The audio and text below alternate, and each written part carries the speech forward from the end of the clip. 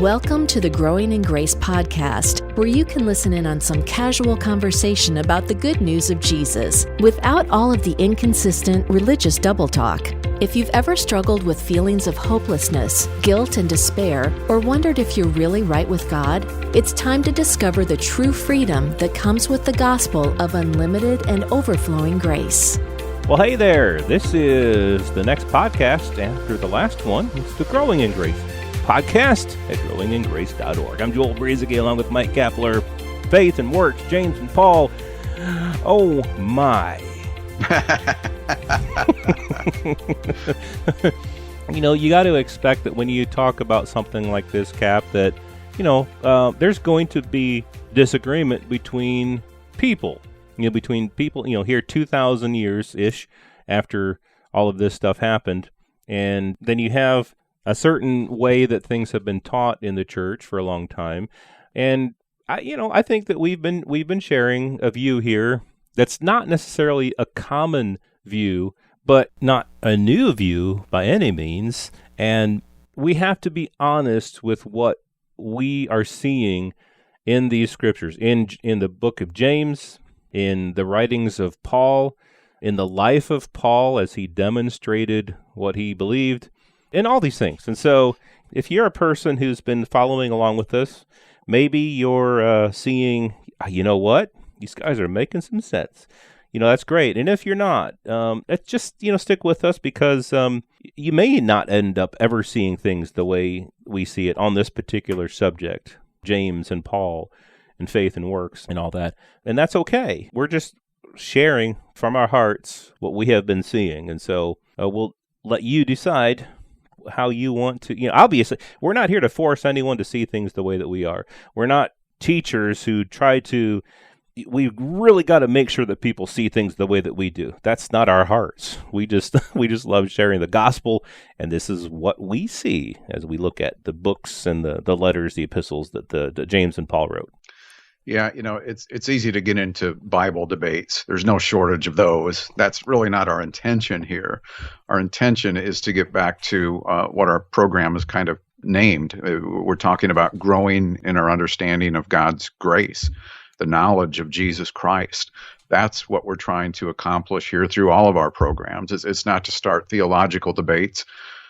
Again, no shortage of those out there. But we collectively, Joel and I, have come to the conclusion, and we've wrestled with this for years, and like a lot of grace people and non-grace people and everything in between, we always worked on trying to reconcile things that Paul and James said that appear to be quite different. We've come to the conclusion, and it's okay, like Joel said, if you want to disagree, that's fine. We still believe that Jesus is the only way to God, right? That's it. And let's not get too caught up with theological debate. But we've come to the conclusion that Paul and James are not saying the same thing. That's it. Now, people are afraid. A lot of believing and teachers of the Bible are concerned and afraid and fearful that if we don't try to reconcile their seemingly conflicting statements, then we might as well throw the whole Bible out the window. And no, you don't have to do that. Right. Perhaps it's just possible that our assumptions about this thing that we call the Bible are maybe not always quite right. I mentioned early in our series, which was probably close to 5 programs ago, that sometimes it's easy for well-meaning, Jesus-believing people to become more of a Bible believer, more of a Bible worshiper, when the scriptures aren't what give you life. They can't do that. Jesus told the Jews that. They knew the scriptures well, and they were pointing people to Jesus. Jesus is the one who gives life, and that's always going to be our message here. He's the only way, and he has gifted us with his righteousness. We are justified by that grace through faith. It's not of ourselves. It's a gift from God. And that's our message. It's been our message for 15 years. It's going to be our message going forward. We're trying to point some things out here, though, because I get stuff all the time about James. People messaging me and writing to me, and Joel has had the same thing. Mm-hmm. We've had it here at the podcast, and people are wondering, well, what about this verse? Paul wrote entire books about this subject of grace through faith. And then there's a verse that pops up somewhere else that somebody wrote, or maybe it was even something that Paul said. And they went, what about this verse? You give people 95 verses on the goodness and grace of God as a gift, salvation as a gift. And then somebody wants to try and pop up one verse against those other 95.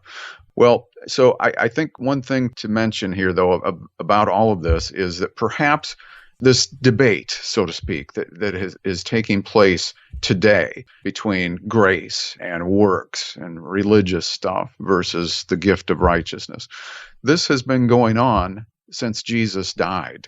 Right. It's not something that's just popped up here in recent years or even recent centuries. And I think God is trying to show that sometimes, why is James in the Bible if he made some inaccurate statements? And I'm not saying everything James said was wrong, and not absolutely not. Great point. Mm-hmm. But this subject of justification, either by grace or a mixture of grace and works, that debate has been going on since the resurrection of Jesus, and it continues to go on. And so I think the reason it's in there is for us to begin to see that this growing in grace thing takes place over a period of time. I mean, we mentioned that James was one of the earliest books written in the New Testament, perhaps as early as 38 AD, somewhere or shortly after that. And then Paul came along with his more complete revelation of the gospel of grace, a more complete revelation as taught to him by the risen Christ. And so I'm going to cite something here, Joel. I won't even mention who the theologian is, but a well-respected theologian from the late 1800s made a statement in his Bible notes that says, the letter of James shows no trace of the larger revelations concerning the church and the distinctive doctrines of grace made through the Apostle Paul. And he goes on to say that the letter of James is elementary in the extreme. This was early on, shortly after the resurrection, that James wrote this to Jewish people who thought they were still under the law, by the way. And Paul comes along later with a larger revelation as taught by Jesus Christ. There were some differences. There was some revelation taking place. There was some growing in the understanding taking place. And so I don't think we have to be afraid to say that Paul and James had different points of view regarding justification. Yeah, and this is by no means a put down of James. It's by no means saying, well, just throw James out and he was a loser who didn't understand the gospel. It's nothing like that. But you mentioned, growing in grace. It's the name of our podcast, and it's what Peter said, grow in grace. And it's something that happened 2,000 years ago, just like it happens today. And you mentioned, I think last week, the kind of a timeline of when some of these epistles were written. And we were talking about how Paul didn't confer with people. When he got the revelation from Jesus, he didn't confer with people right away, but he spent several years before he really started talking with people and conferring with people about this. And then he began to preach what Jesus had revealed to him.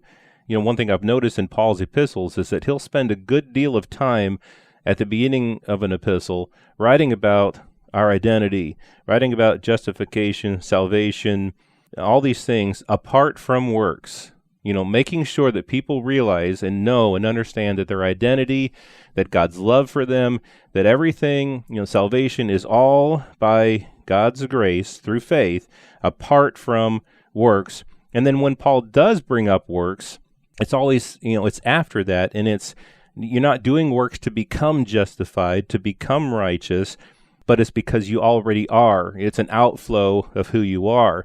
And one thing I've noticed in James' epistle is that pretty much right off the bat, he starts talking about works. And I don't see anything about identity and about who you are in Christ apart from works. And when he does begin to talk about faith, he ties it together with works right away. And again, not to be down on James, but just to say that perhaps this is what we're saying, this is what we're suggesting here, is that there was a period of time in the early church, and again, with the timing of when James was probably written, that he didn't have the same understanding, the same view as Paul regarding salvation, regarding Gentiles, regarding Jews. We went through all that a few weeks ago, but it just goes to show that it's okay. It's okay. We don't have to throw out James. We don't have to throw out anything. We're sharing this viewpoint that for years, I know I did this, and I shared this a few weeks ago, that I would always try to make James and Paul line up. I just don't see that anymore. I don't see them seeing the same things anymore, and it's absolutely okay. It's okay. And I could just go on saying that forever, that it's okay. And again, if you don't agree, if you share a different viewpoint, if you think that James is trying to make a different point than what we see, that's all right. But we're just wanting, you to perhaps be open to the viewpoint that maybe they didn't agree and that it's okay. Understanding the gospel is a process. Right. Mm-hmm. I mean, receiving the gift of righteousness and sanctification and forgiveness, I mean, that's all instantaneous, but there's a process. And it was the same thing back then as it is today for all of us. But James wasn't the only one, Joel. I mean, take a look.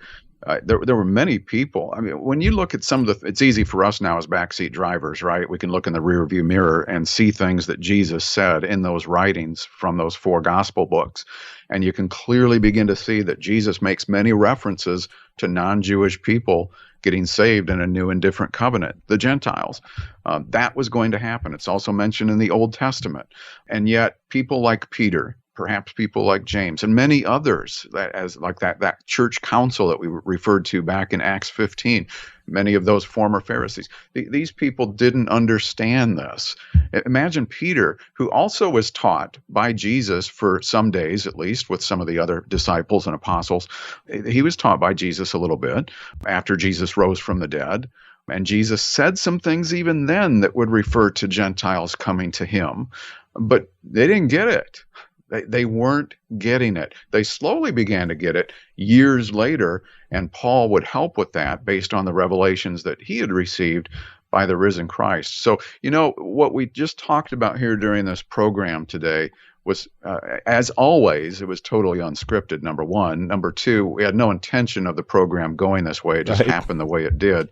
But we do have some directions we want to go with this, and we're going to be on this for a number of weeks, and it's going to get even more interesting as we move forward. And I think next week, too, we'll just cover some major bullet points that we've already covered in the last 5 or 6 weeks that maybe you hadn't heard about, with the context of justification between James and Paul. Right. Yeah, I like this, how this is a very organic podcast. Like you said, we had a direction we were going to go in. This wasn't the direction we planned on, but it's okay. I like it. I think we talked about some really good stuff here. And just real quickly, one thing that I forgot to mention when talking about James is that Paul, in his epistles, he talks about having been justified by faith, having been justified by the blood. James, the word blood does not appear anywhere in the book of James, in James' epistle. Not to say that James didn't believe in the sacrifice of his brother, Jesus. Not to say that at all, but in regard to justification, James never once mentioned the blood of Jesus. But yeah, there's plenty of things. There's a really direction that we want to go in with all this regarding faith and works and Paul and James and all of these things. So stick with us right here on the podcast in the weeks to come, right here on Growing in Grace. This has been Growing in Grace with Mike Kapler and Joel Brueseke, heard online through various internet sources around the world each week. Access past programs by visiting growingingrace.org. Share it with a friend and listen again next week for more Growing in Grace.